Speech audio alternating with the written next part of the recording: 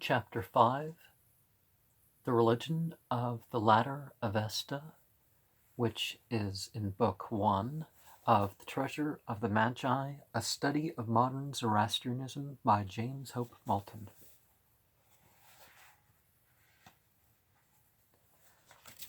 Buete were tired and baffled, and the prophet, realizing that the demons were bent on killing him, went forward unsubdued by the hardness of the malignant riddles of ill thought.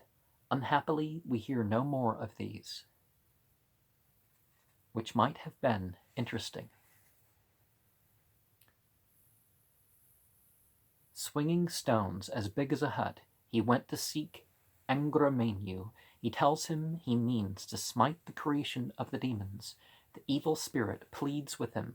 "Destroy not my creation, O righteous Zarathustra! Thou art Purushaspha's son.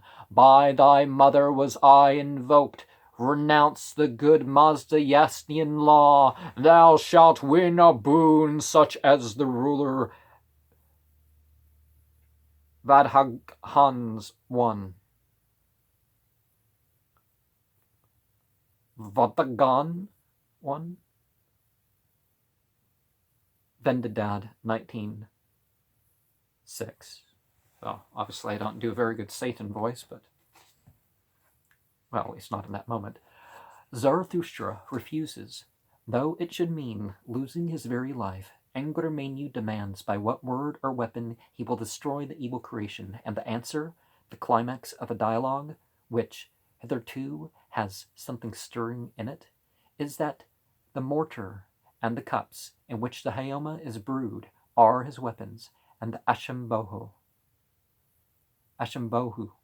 So, the story of the temptation of Zarathustra has been a happy hunting ground for those subtle people who have discovered that Gautama was said to have been tempted by a fiend, and Jesus likewise. Temptation being such an unusual experience, it obviously follows that these three stories must be in some way related.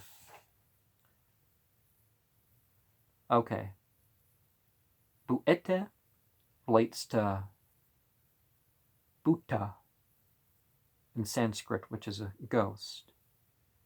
Dharmester actually thinks it somehow compares to Buddha, but yeah, no. If he revealed the true religion for the first time, his parents must have followed a false one. Well, not the first time, but yeah, your parents, your wife, your children, whatever. That does not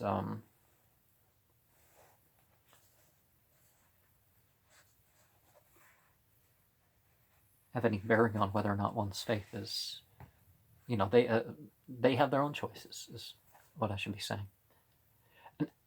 An application of the abstruse mathematical rule known as combinations will show that there are 6 possibilities as to the order in which the stories came historically, and therefore as to the priority rights of their several authors. We do not propose to discuss the solemn question or vindicate the originality of the 3 experiences.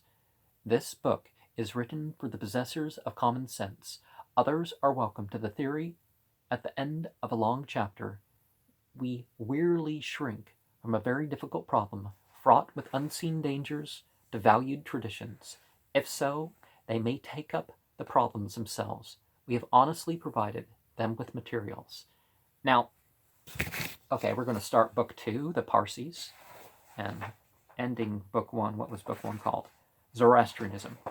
So, just because something happens more than once doesn't mean, oh, well, they must be borrowing this part of the story from this part of the story, and